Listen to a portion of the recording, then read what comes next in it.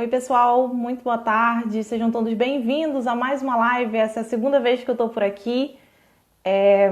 Agora a gente vai falar sobre Memórias Cariocas, a cultura das ruas, com o Luiz Antônio Simas. Eu estou super animada por esse bate-papo, super feliz nesse momento, que o Simas é uma pessoa, um escritor que eu admiro demais. Acabei de ler o livro dele, ele acabou de chegar aqui, já vou chamar ele para entrar nessa conversa.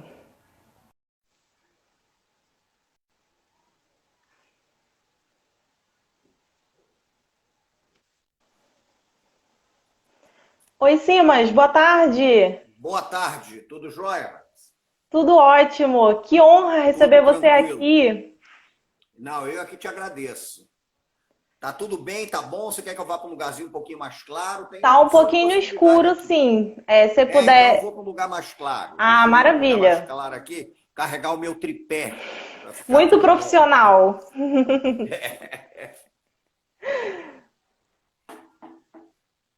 Deixa eu pegar aqui, peraí. Só que você tava contra a luz. Se você ficar de frente para a janela, eu acho que já vai melhorar. De repente funciona. Deixa eu ver aqui. Peraí, que tem algumas opções.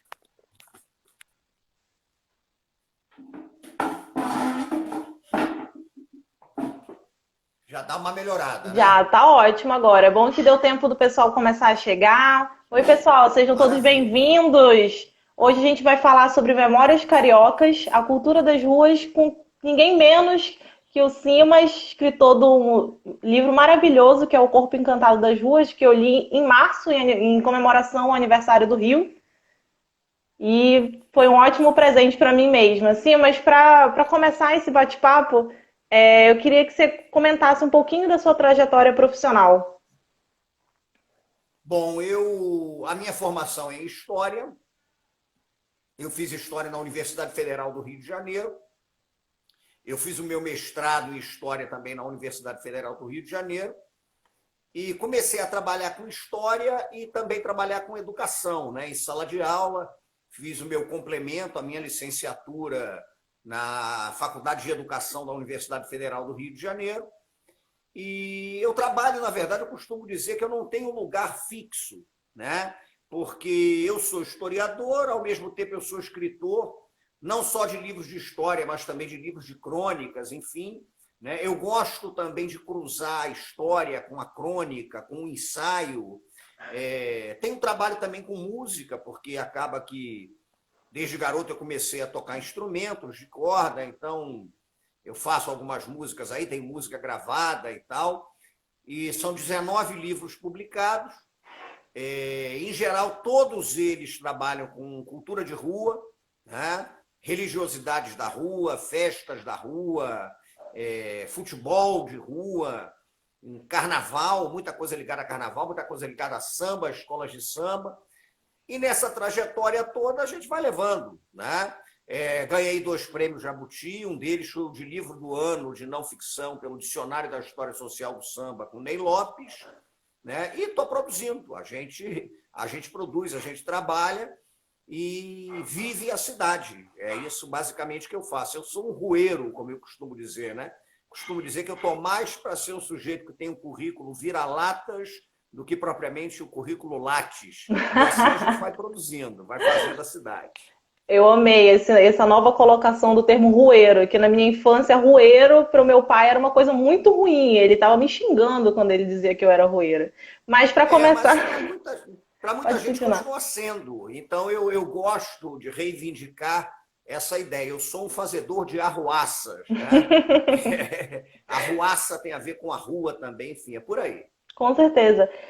Sim, mas para começar, em que momento a temática da história e das memórias das ruas do Rio de Janeiro chegaram até você? Qual foi o período ou os assuntos que você considera mais interessantes e que te inspiraram a estudar e escrever sobre a cidade?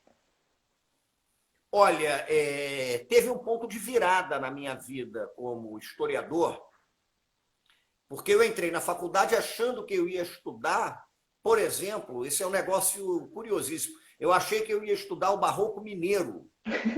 Eu aqui do Rio de Janeiro, se você me pergunta hoje por que razão eu achei que eu ia estudar o Barroco Mineiro, eu não lembro mais. Mas eu entrei na faculdade achando que eu ia fazer monografia em Barroco Mineiro, Agora, o que transformou a minha vida como historiador foi ter conhecido no curso de Brasil 3 a historiografia da Revolta da Vacina. E a Revolta da Vacina foi um evento que, na verdade, despertou a minha curiosidade sobre a cidade do Rio de Janeiro, sobre as culturas de rua. E mais do que isso, a partir da Revolta da Vacina, eu comecei a encaminhar as minhas reflexões em história, né, para fazer o que o Walter Benjamin chama de escovar a história a contrapelo. Então, a história que eu faço não é uma história que está preocupada com grandes eventos, ela não está preocupada com grandes personagens, ela não está preocupada com os heróis, as batalhas, né? Ela está preocupada com aquilo que um francês, Michel de Certeau, chamava de caminhantes invisíveis, né?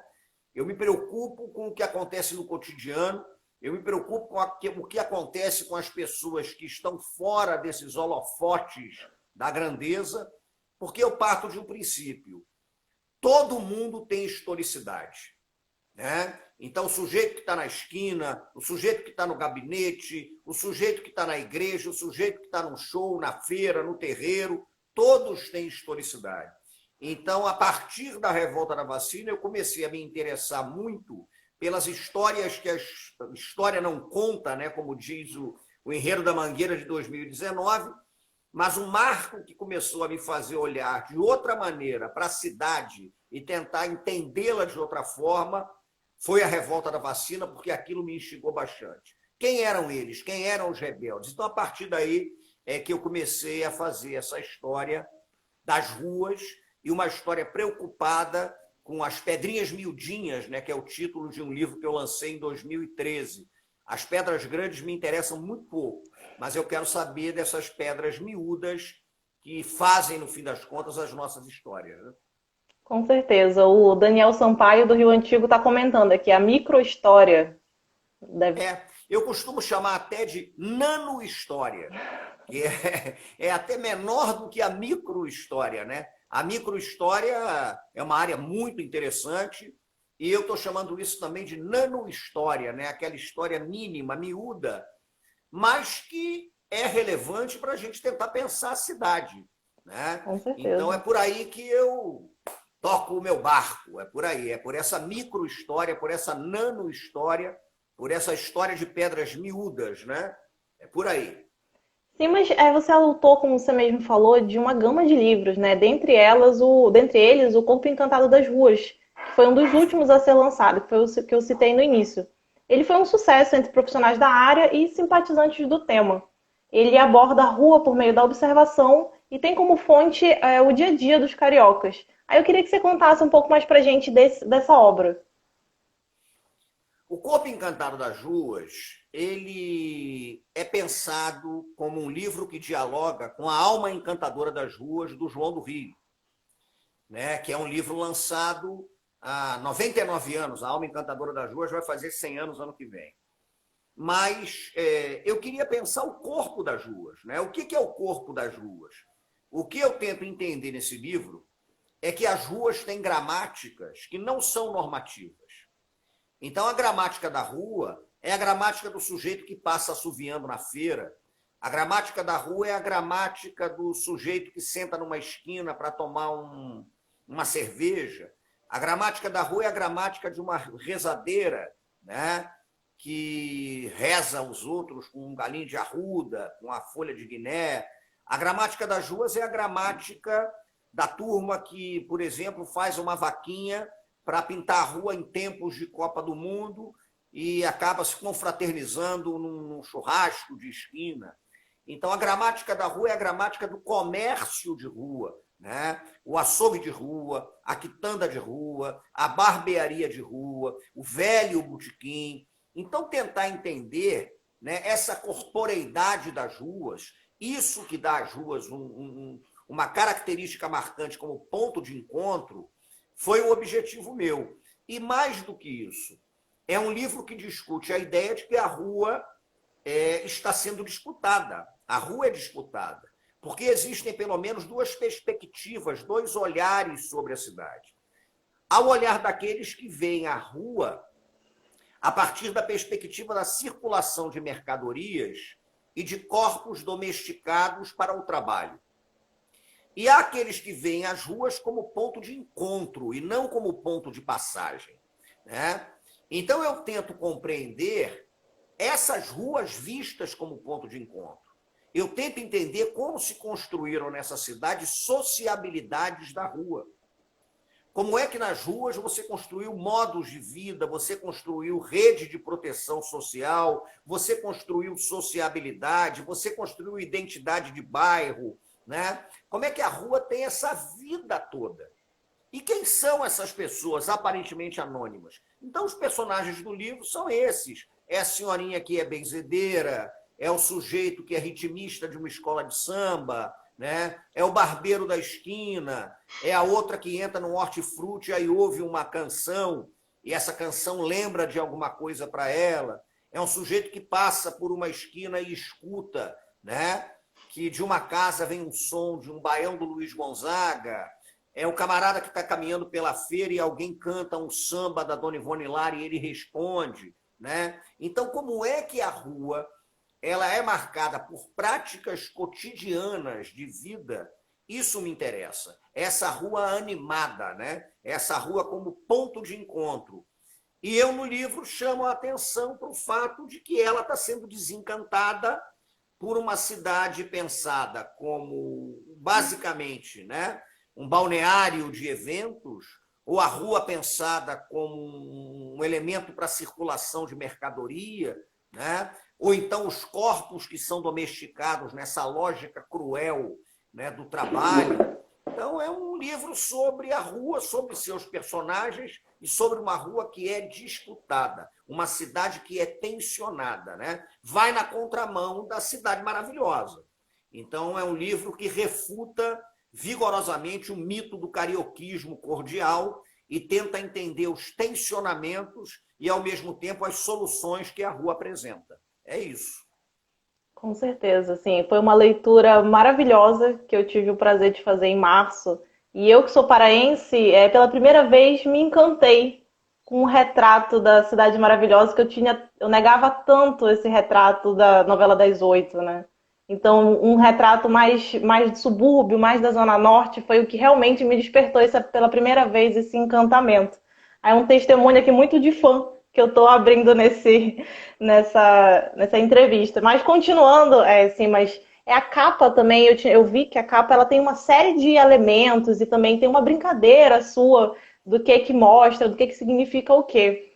É do livro, né, do Corpo Encantado das Ruas. Eu queria que você falasse um pouquinho sobre essa escolha. A escolha é muito curiosa, porque quando eu escrevo livros, eu, em geral, mando para a editora, né? E eu quero saber o que a editora acha, o que as outras pessoas acham, né? E aí eu mandei os textos do Corpo Encantado das Ruas. E mandando esses textos, o capista, o Léo, ele é que leu os textos e teve a ideia de colocar um saquinho de São Cosme e São Damião, né, como representativo daquilo. E eu achei que realmente cruzava, porque tem textos sobre São Cosme e São Damião, e você pode imaginar que cada livro é um doce colocado naquele saquinho. Mas, ao mesmo tempo, aí eu dialogando com eles, tem uma mandinga ali, e a mandinga é a seguinte: a capa parece um saquinho de Cosme e Damião, mas, ao mesmo tempo, não tem nenhum símbolo de Cosme e Damião nela. O que tem na capa é bem pequenininho, né? Um ponto cruzado de uma entidade de Umbanda, o Exu das Sete Encruzilhadas da Lira. Então, na verdade, é o saquinho de Cosme e Damião que tem um ponto riscado, né, de seu sete da Lira. E quando você abre a contracapa, o ponto riscado está enorme. Um outro detalhe que tem ali é que a capa é feita com um papel mais simples. A capa é um papel muito simples. A contracapa, né, ela tem um papel, ela tem uma textura muito mais sofisticada. Isso tem um objetivo, porque, na verdade, é um livro que vai nadando contra essa corrente, né? É um livro em que não aparece a praia, não aparece o Biscoito Globo, não aparecem as Havaianas, né? Não aparece nada disso. Então é como se eu tivesse realmente, até na capa, falando dessa história escovada contra pelo, né? A capa é extremamente simples, mas o que está dentro dela tem uma potência interessante. Então é um livro que cruza na elaboração da capa, né?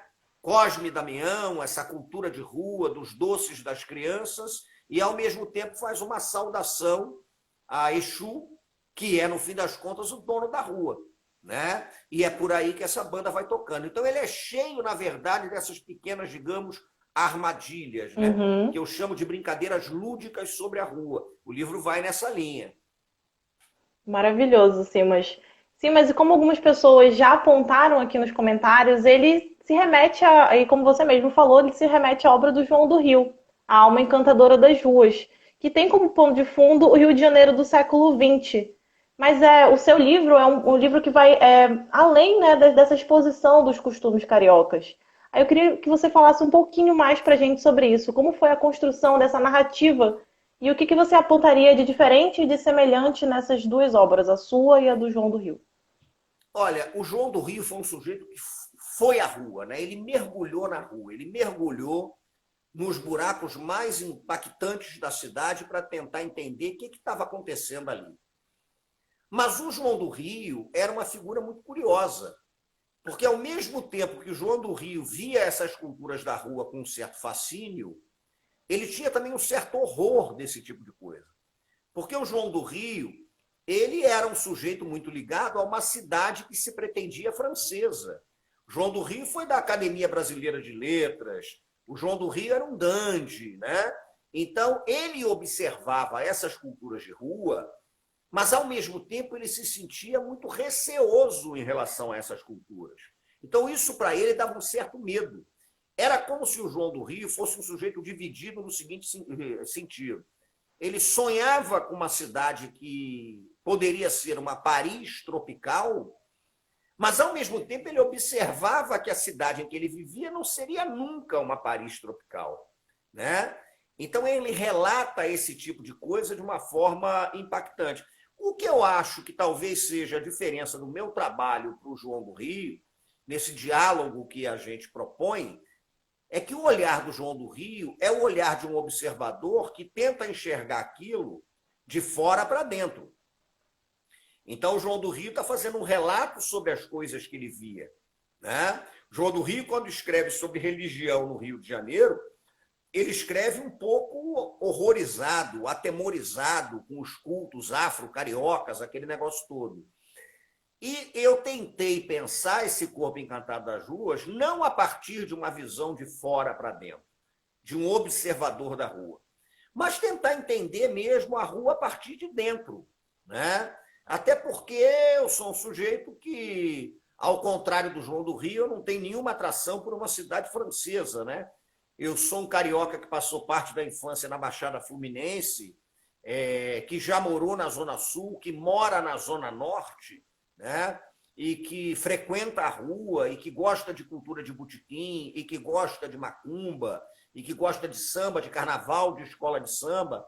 Então, em certo sentido, o João do Rio fica no fio da navalha entre aquilo que ele teme, que é, ao mesmo tempo, aquilo que o seduz, né?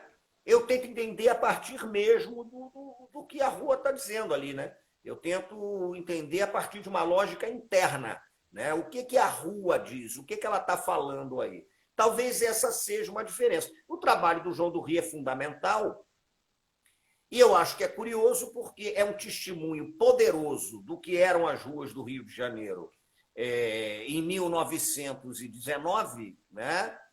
E o meu trabalho é a tentativa de ser uma ode, né? Uma testemunha, o que quer que seja, dessas ruas do Rio de Janeiro 100 anos depois. João do Rio era muito vinculado ao centro da cidade, né? É outra diferença. A minha rua, na verdade, é a rua da Zona Norte, né? É a rua dos subúrbios, é a rua que começa na Praça da Bandeira e cai para dentro da cidade, né? Porque é onde a maioria da população mora, enfim, Com não é um certeza. livro litorâneo. Eu sou um carioca que não vai à praia, né? Muito bom. Então, é muito raro eu aparecer na praia.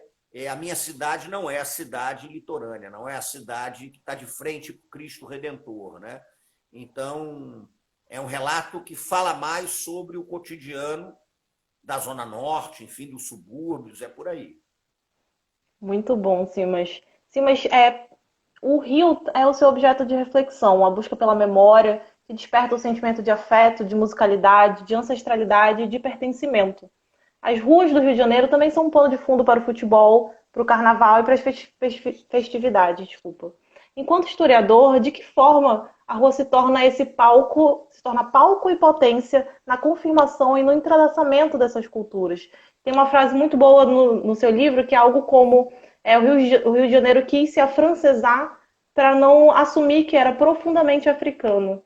Eu acho que é um pouco disso a pergunta. É isso, é isso. Você falou assim, o Rio, as ruas são objeto do seu estudo. Eu gosto de fazer uma brincadeira e dizer que as ruas são sujeito do meu estudo, né? Não é São vivas, exatamente né? um objeto, porque elas são vivas, então elas são sujeitos dos meus estudos. Eu acho que cruza tudo mesmo. Por quê? Porque eu acho que a gente pode pensar em cultura de rua. O que eu acho que acontece no Rio de Janeiro? Eu acho que o Rio de Janeiro é uma cidade profundamente impactada pela diáspora africana. Esse é o grande impacto da história do Rio de Janeiro. Nenhuma cidade passa incólume ao fato de ser o porto que mais recebeu gente escravizada ao longo da história da escravidão moderna. Né? E o impacto disso é enorme. E aí me parece que vem um elemento que eu considero fundamental. Se toda diáspora é um fenômeno que desagrega, é um fenômeno que aniquila, é um fenômeno que corta laço de identidade, que quebra sociabilidades, que desarticula pertencimentos, toda a cultura de diáspora ela se fundamenta na ideia de reconstrução de tudo isso que foi perdido. Então é como se a diáspora ela desagregasse e a cultura de diáspora fizesse o papel agregador. Então você vai ver que todas as manifestações que você citou na pergunta, elas são coletivas. Nenhuma delas está fundada na ideia do indivíduo. Quando você pensa no futebol, na escola de samba, na malta de capoeira, na feira livre, nos zungus, que eram as casas que serviam angu, né? Você vai observar que todos esses elementos são tentativas de construir a ideia de coletividade, a ideia de identidade, a ideia de rede de proteção social. Uma escola de samba é isso, um time de futebol é isso, uma malta de capoeira é isso, um terreiro de candomblé é isso, um terreiro de umbanda é isso. Então, me parece que todas essas manifestações elas fazem parte de um mesmo complexo, que é o complexo da cultura das ruas. Né? São culturas rueiras, são culturas que estão construindo as suas maneiras de encarar o mundo, de interagir com o mundo, a partir da rua e do sentimento coletivo que pertencer à rua gera. Né? Então, eu falo de samba, eu falo de futebol, eu falo de carnaval, eu falo de umbanda, eu falo de candomblé, né? Eu falo de malta de capoeira, porque todos esses elementos fazem parte de um mesmo contexto que, a meu ver, é marcante na história do Rio de Janeiro. São culturas diaspóricas que aqui tentam reconstruir os seus modos de vida a partir da reconstrução da coletividade. Então, aquilo que foi desagregado lá atrás agrega-se de uma forma evidentemente diferente aqui. Então, essa potência da rua é a potência do ser coletivo, né? Do pertencer a uma certa coletividade. Então, eu falo muito disso. A cultura de rua é a cultura coletiva, a cultura de rua é a cultura de encontro, a cultura de rua é a cultura que se fundamenta mesmo na construção de sociabilidade. Se eu tivesse que chamar atenção para um detalhe desse trabalho, como a rua é um espaço de construção de sociabilidade, como a rua foi um espaço de construção de vida comunitária. É por aí que eu acho que as coisas se encontram. Muito bom. Sim, mas em O Corpo Encantado das Ruas, uma das frases é a seguinte: as ruas são como arquivos, verdadeiras bibliotecas da história que pesquiso. Enquanto historiador e carioca, de que forma você concilia essas duas visões sobre a cidade? Elas são contrastantes? Elas são a mesma visão? Como é que funciona isso?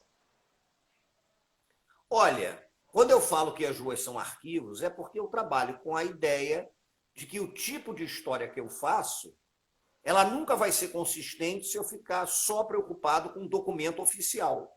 Eu não vou achar, né? Eu trabalho com culturas que se fundamentam na oralidade, naquilo que eu chamo de oralitura. E eu nem gosto da expressão documento histórico, eu trabalho com vestígios históricos. Então, um samba é um vestígio, né? Um assassinato é um vestígio, uma festa é um vestígio, a maneira como você se veste é um vestígio, o sabor, o cheiro da rua é um vestígio, a maneira como você prepara um prato, né, é um vestígio. Então, eu sou um historiador de vestígios. Né? Eu não faço uma história da cultura letrada. Então, evidentemente, que a história que eu faço exige outra coisa. Eu preciso conhecer, para a história que eu faço, os toques de tambor. Então, eu preciso conhecer um agueré de Oxóssi para entender a bateria da Portela. Eu preciso entender o Ilu, que é o toque de Iansã, para entender o machixe, que marcou o Rio de Janeiro de uma forma especial. Né? Eu preciso entender um Ijexá para tentar entender o que é um afoxé como cortejo carnavalesco. O tambor está elaborando um certo discurso ali. Né? Eu preciso saber, né, da corporeidade da rua. Então, um vestígio, para mim, é um passo sambado por uma passista. Esses são vestígios da cidade que me interessa. Me interesso por uma cidade que se revela muito mais na corporeidade do que na palavra. Muitas vezes, inclusive, a palavra está enunciando uma coisa, mas o corpo está dizendo outra. Então, tem que estar atento a esse tipo de coisa. E, nesse sentido, eu não sou um ser dividido, não. O carioca e o historiador são a mesma pessoa. É o carioca, é o historiador, ao mesmo tempo é o compositor, eu escrevo poesia, então é o poeta, é o cronista. Eu não tenho fixidez, eu não gosto de ficar encapsulado. Eu acho, inclusive, que eu sempre dou um conselho para uma galera mais nova que me pede um conselho para a história. O conselho que eu mais gosto de dar é o seguinte: saia da cápsula da história. Conheça música, conheça tambor, conheça corporeidade, conheça literatura, conheça dança, conheça as coisas, porque você vai ver que tudo, na verdade, está contando uma determinada história. Então, se eu quero contar a história da minha cidade, eu preciso saber o que o tambor está dizendo. Porque essa é uma cidade que o tambor fala, ele elabora um determinado discurso. Então, eu preciso saber desse tipo de coisa. Agora, eu preciso conhecer uma maneira, o que está expresso ali na corporeidade de um drible do Garrincha? Tem um modo de ver as coisas ali?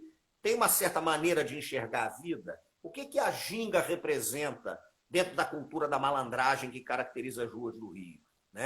Então, ampliar essas gramáticas me interessa profundamente. Para que eu entenda a cidade do Rio de Janeiro, eu não preciso exatamente ler em francês, ainda que eu não tenha grandes problemas de ler em francês, mas eu preciso saber a diferença entre um cabula, entre um ijexá, entre um agueré, entre uma muzenza, entre um congo, entre um ilu, entre o corinheué, entre um adabi. Todos esses são ritmos do tambor. E eu posso te garantir que eles são cruciais na elaboração de algumas gramáticas da cidade.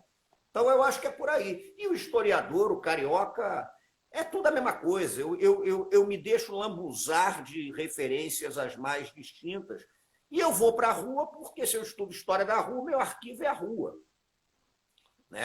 Então, eu preciso observar a rua, eu preciso parar no botequim e olhar o que está acontecendo. Ali é que eu estou trabalhando. Tá trabalhando no bar, que ótimo, que trabalho maravilhoso. Sim, mas é verdade, é verdade. Você só conhece um botequim quando você frequenta cotidianamente. O botequim é um espaço de sociabilidade cotidiana. Um grande historiador do Rio de Janeiro, Sidney Chalub, né? Professor da Universidade de Campinas, que tem livros fundamentais, A Cidade Febril, Machado de Assis, historiador, né? O Chalub, Visões da Liberdade, que é um livraço, mas ele tem um livro talvez um pouco menos conhecido, porque foi o mestrado dele, chamado Trabalho, Lar e Botequim. E ali você vê que isso já está insinuado. O sujeito que diz que conhece 100 botequins não conhece nenhum. Né? Você conhece um botequim, frequentando o botequim cotidianamente. E aí você começa a reparar certos modos de sociabilidade que são construídos naquele botequim, que de repente num outro botequim vão ser construídos de outra forma. E aquilo te dá pista para você pensar a vida na cidade. Né? Então é crucial. O botequim é uma biblioteca. Maravilhoso, Simas.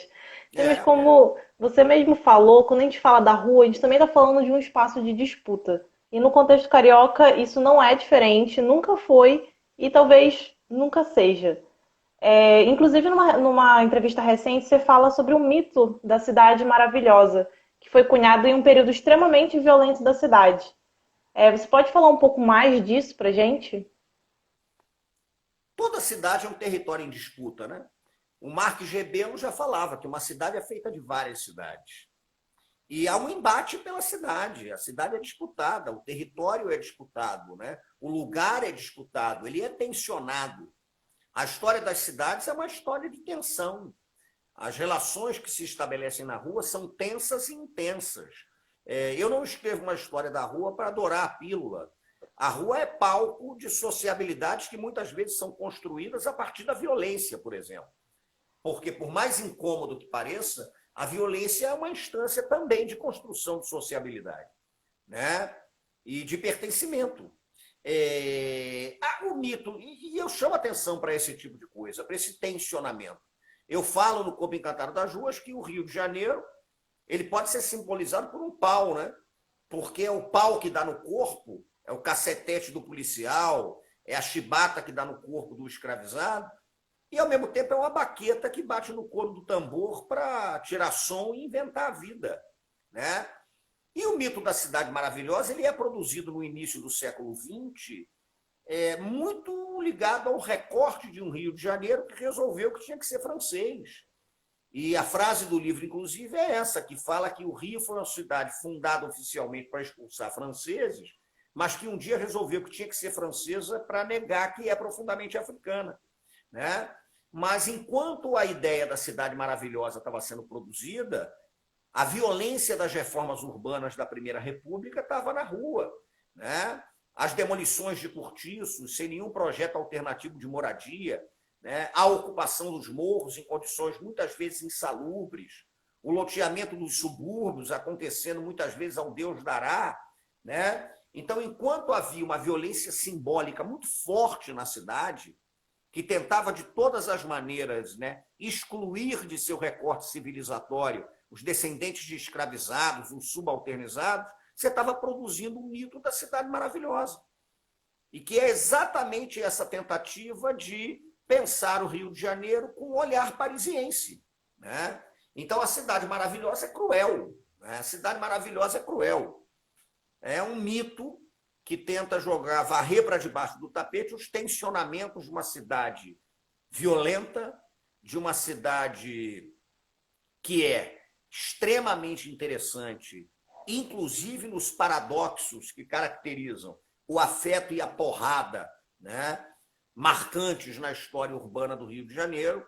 E aí você tenta construir essa ideia idílica que não se sustenta da cidade maravilhosa. Então, O Corpo Encantado das Ruas é peremptoriamente um livro de combate à ideia da cidade maravilhosa. Não é um livro que louva em momento nenhum a cidade maravilhosa. Pelo contrário, ele é um livro que vira as costas para a cidade maravilhosa. Ele não olha o Rio de Janeiro tentando enxergar a praia. Né? Ele está de costas para a praia tentando entender um outro Rio de Janeiro. Maravilhoso, sim, mas isso ficou bastante claro. Sim, mas a memória da eletricidade, né, já desenvolveu uma série de trabalhos sobre o processo de eletrificação, que esteve muito ligado à urbanização das cidades, inclusive do Rio.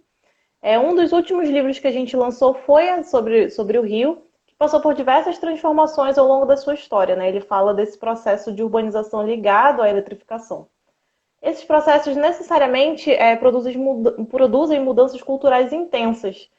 De que forma a urbanização levada a cabo na cidade no início do século XX transformou a cultura carioca? Eu sei que muito da cultura noturna do Rio, né, veio a partir dessa eletrificação, que possibilitou uma nova sociabilidade vindo disso. Queria que você comentasse um pouquinho. Eu acho que o impacto da eletricidade é enorme exatamente por conta de uma certa cultura boêmia do Rio de Janeiro. Você não conta, por exemplo, a história da boemia da Praça Tiradentes, que é fascinante como um núcleo artístico pensante da cidade no início do século XX, e que é uma boemia que se articula a partir da chegada da luz elétrica. Então você só vai entender a história da boemia da Praça Tiradentes, você só vai entender a história da boemia da Lapa, né? Você só vai entender a história de uma boemia que aos poucos se desloca, né, para Copacabana, e ao mesmo tempo uma boemia das pessoas mais subalternizadas, que estão articuladas, por exemplo, a zona do Meretrício. A noite do Rio de Janeiro, né, o Rio, que é uma cidade solar, mas a noite do Rio de Janeiro é uma noite que ganha outros contornos com o processo de urbanização e a chegada da eletricidade. Isso é crucial. E a urbanização como um todo, ela gera um aumento grande do que eu chamo de circularidade cultural. Porque com a urbanização da cidade, né, com as reformas da cidade, com toda a violência que está envolvida nesse processo, mas, ao mesmo tempo, o ambiente urbano é um ambiente que aglutina mais. O ambiente urbano é um ambiente que mistura mais. E a urbanização do Rio de Janeiro tem uma característica peculiar. Ela foi uma urbanização que não criou exatamente uma periferia. Porque o morro e o asfalto estão muito próximos, eles estão convivendo o tempo todo. Então você tem um processo de urbanização que chega, por exemplo, a um bairro como a Tijuca, com a chegada da eletricidade, com as fábricas que são criadas na Tijuca, né? E a formação de uma certa classe média tijucana. Podia dar outros exemplos, peguei a Tijuca aqui por acaso, mas uma certa classe média tijucana. Mas, ao mesmo tempo, nessas fábricas da Tijuca, você começa a ter uma mão de obra de trabalhadores subalternizados que começam a ocupar os morros. E aí começam a ocupar o Morro da Formiga, começam a ocupar o Morro do Borel, começam a ocupar o Morro do Salgueiro, começam a ocupar Casa Branca, Ilha dos Velhacos, Chacrinha, né? Turano. E as culturas urbanas, então, elas vão se definindo a partir desse fluxo de informações. Esse fluxo é absolutamente crucial para entender esse processo, né? A urbanidade, ela contamina. E eu falo contamina num sentido positivo. Hoje, com pandemia, a gente fala contamina, já fica todo mundo apavorado. Mas contaminar é gerar uma animação mútua, né? E a urbanidade acaba gerando esse tipo de coisa. Agora, é uma urbanidade, muitas vezes, que acontece de uma forma um tanto atropelada, né? Um tanto atropelada, porque é tudo ao mesmo tempo e de uma forma muito súbita, né? A reforma do Pereira Passos, a demolição dos cortiços, a ocupação dos morros e subúrbios, o arrasamento do Morro do Castelo.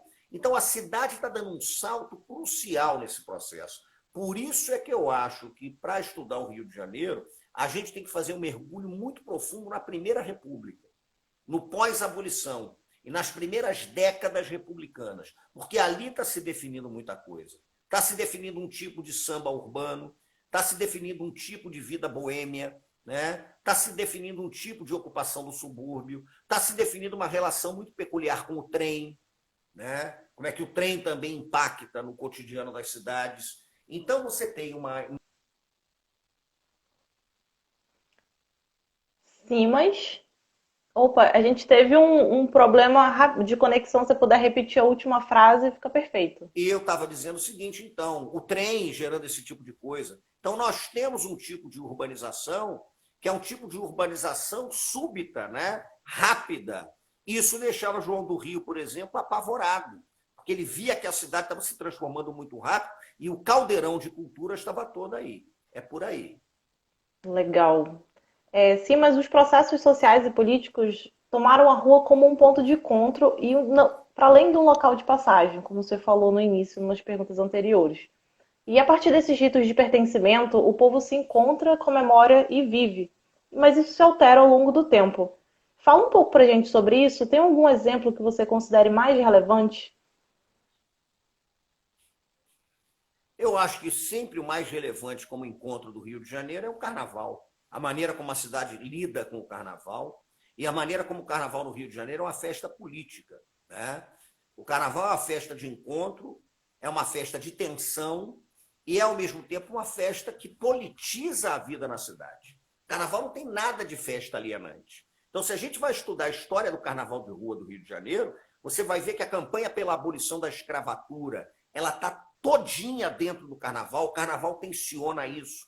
Você vai ver que a disputa pela cidade está todinha dentro do carnaval, alguns que queriam um carnaval de salões mais sofisticado e outros que defendiam o carnaval rueiro mesmo, dos blocos de arenga, dos cordões, da formação das escolas de samba. É a sociabilidade construída pela festa. Você pode pensar, articulada ao carnaval, a festa da Penha. Como é que a festa da Penha é uma festa religiosa de origem portuguesa que é tomada por um rio africano e por um rio carnavalesco, né? E que vai transformando a festa da Penha num pertencimento do povo negro do Rio de Janeiro. Então, esses elementos são cruciais. Por isso, inclusive, eu sempre digo o seguinte, se você quiser entender a cultura de festa do Rio de Janeiro, aquela que se estabelece fora de canais oficiais, você tem que ir para a festa, porque ela é um momento crucial para pensar a cidade. Muito bom. Sim, mas inclusive você antecipou a próxima pergunta, que era falando do impacto do carnaval na cultura carioca. Dentre algumas das suas obras, o tema se destaca em O Dicionário da História Social do Samba, produzido em coautoria com o sambista e historiador Ney Lopes, que você já citou, e que lhe rendeu um prêmio Jabuti em 2016. Aí eu queria que você falasse um pouquinho dessa obra para a gente. O dicionário, na verdade, é fruto de um conhecimento profundo do Ney, que é um grande compositor, é um grande sambista, é um grande pensador, né, um compilador, um cara fundamental, e que vive no meio do samba, e que me convidou para a gente escrever junto um amplo dicionário, começando com a letra A, indo até a letra Z, sobre o samba. E eu acho que essa obra, que durou 6 anos, entre pesquisa, redação e publicação, ela tem uma característica fundamental. Ela não pensa o samba apenas como um ritmo ou uma coreografia. Ela tenta encarar o samba como um fato social completo.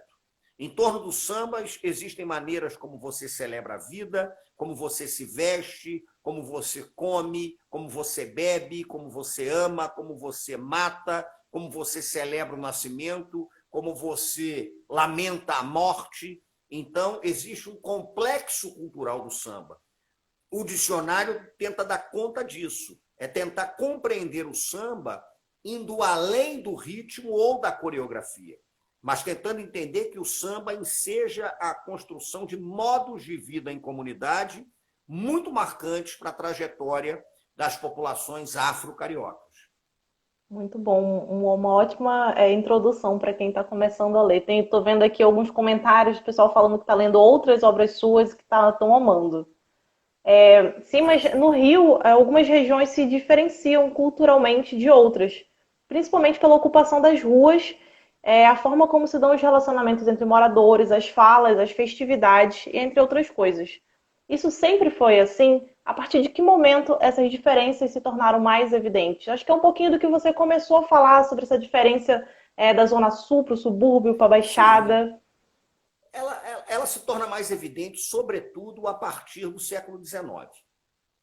Quando você tem uma cidade que deixa de ser só o centro velho e ela vai se expandindo para a cidade nova, por outro lado, ela vai se expandindo para o litoral. Num segundo momento, você começa a ter o loteamento dos subúrbios. Então, a configuração deste Rio de Janeiro, digamos, como uma cidade suburbana, uma cidade litorânea, né? Ela está se estabelecendo especialmente na transição da monarquia para a república, na transição do século XIX para o século XX. Porque aí você tem 3 processos marcantes. você tem o processo de ocupação da Zona Sul, com os bairros próximos da praia, você tem o processo sistemático de subida da população subalternizada para os morros, a princípio para os morros centrais e depois vai se espalhando, e você tem o processo de loteamento das duas grandes freguesias suburbanas, a freguesia de Nossa Senhora da Apresentação do Irajá e a freguesia de Inhaúma.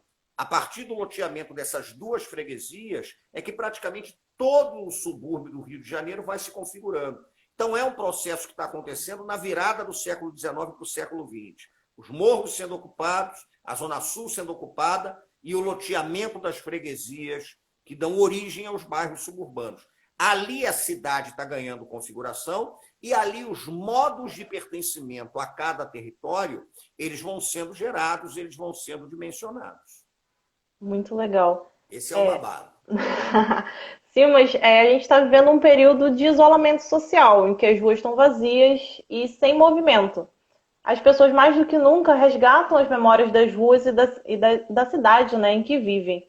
Em uma projeção do futuro pós-pandemia, como você vê os efeitos desse esvaziamento da rua e da cultura, na cultura da cidade?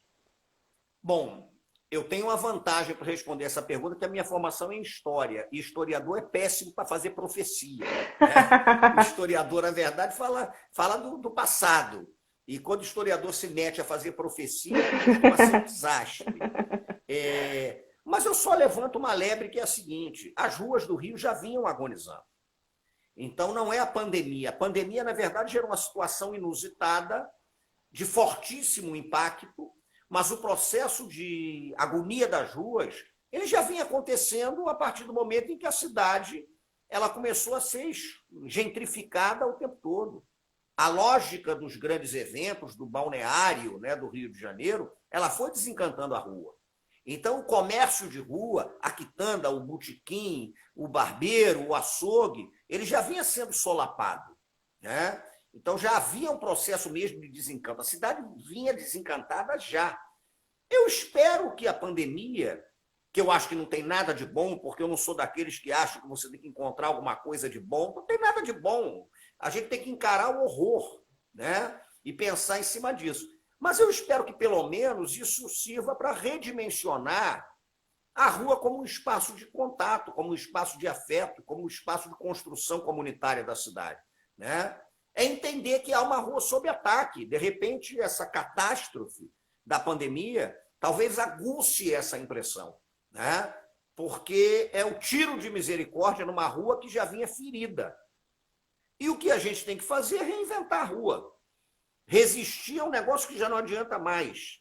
Você tem que reexistir, você tem que criar outras maneiras de existência. Né?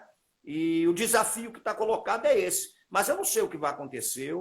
Eu aí vou ficar na zona de conforto do historiador. Se você me perguntar sobre a rua em 1905, eu te digo.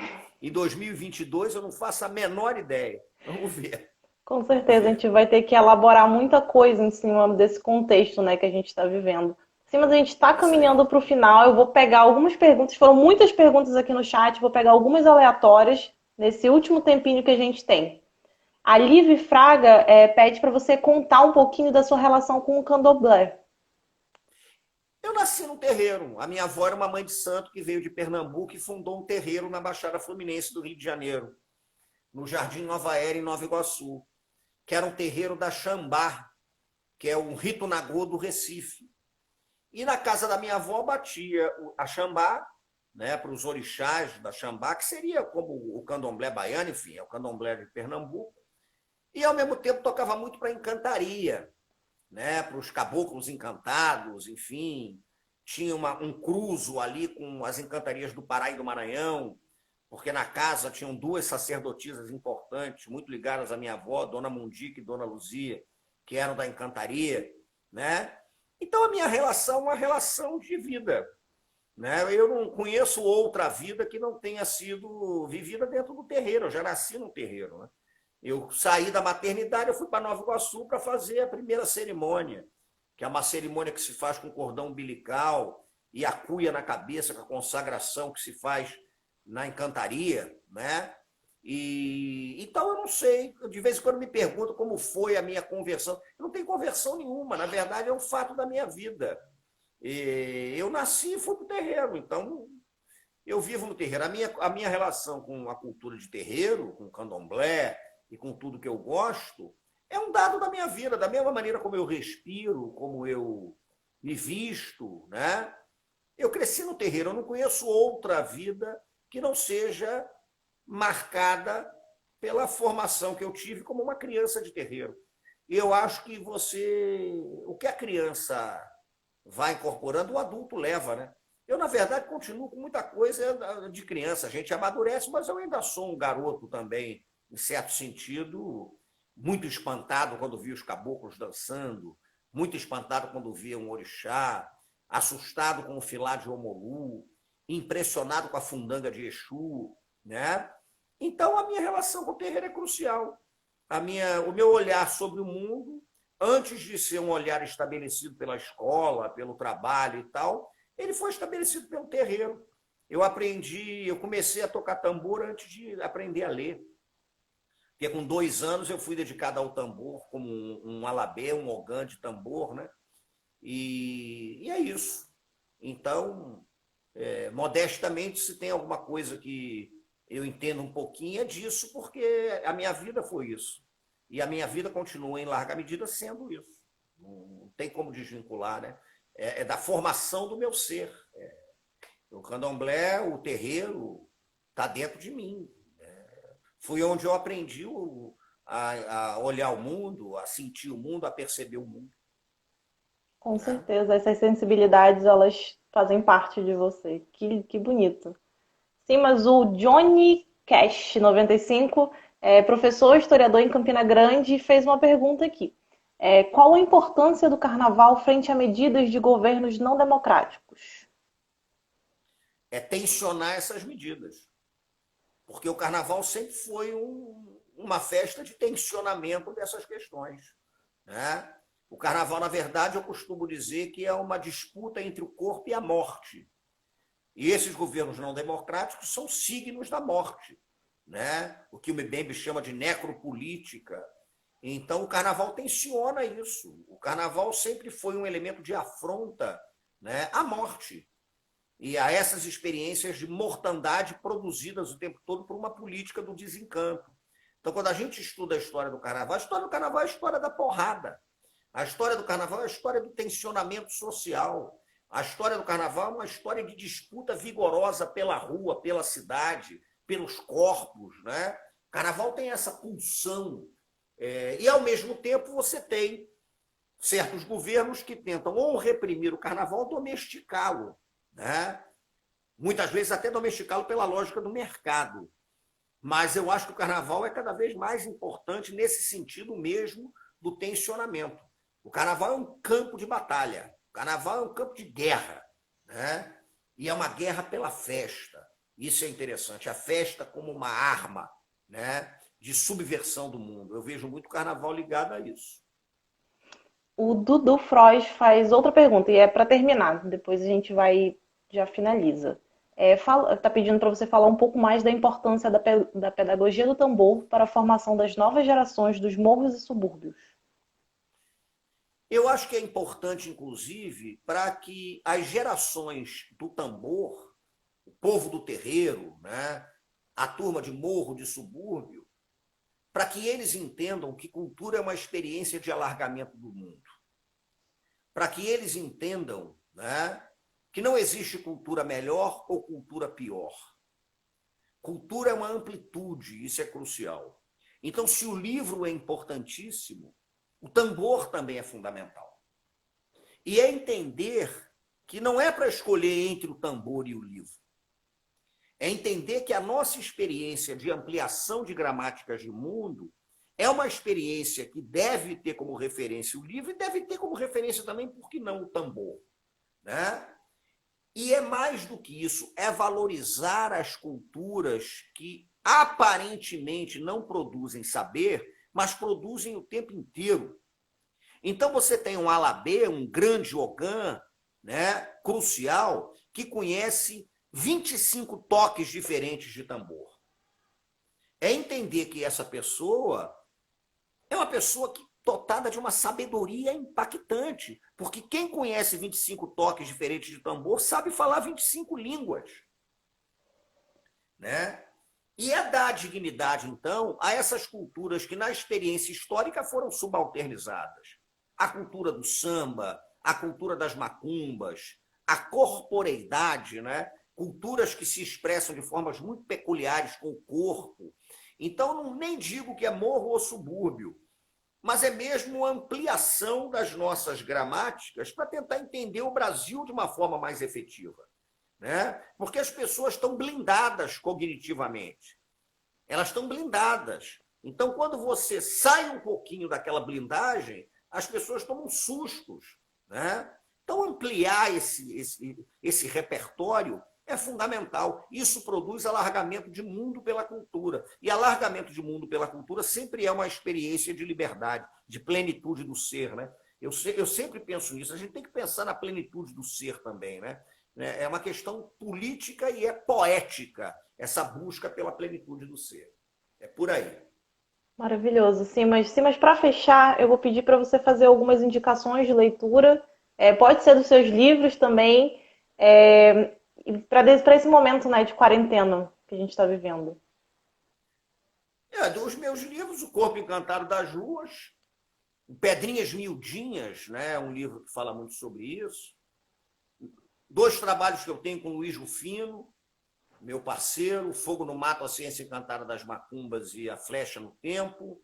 Nós lançamos agora um e-book chamado Encantamento, gratuito na rede, então bota lá Luiz Antônio Simas e Luiz Rufino Encantamento, que vocês vão ver. Legal. Né? Mas se vocês quiserem um belíssimo livro para entender muita coisa do que eu falei aqui, eu vou sugerir o livro da professora Maria Clementina Cunha, chamado Ecos da Folia, que é um livro que toma o carnaval como referência para pensar a cidade. O Ecos da Folia é um livro maravilhoso, ele foi lançado pela Companhia das Letras, vocês podem encontrar, é uma grande obra. A minha dica é Ecos da Folia. Maravilhoso. Sim, mas muito obrigada. Eu vou ficando por aqui, Eu senão que agradeço. o Instagram derruba a gente e a gente perde essa live maravilhosa que vai ficar salva e também vai para o nosso YouTube. Quem chegou na metade está pedindo para a gente salvar, ela vai ser salva. Podem ficar tranquilos. Sim, mas mais uma vez, muito obrigada. Foi uma imensa honra conversar com você. Ainda mais bonito do que ler suas palavras. Muito obrigada e até a próxima. Eu espero que haja. Obrigado pelo convite, Larissa. Valeu. Saúde pra gente. Com certeza. Tchau, tchau, pessoal. Valeu. Tchau.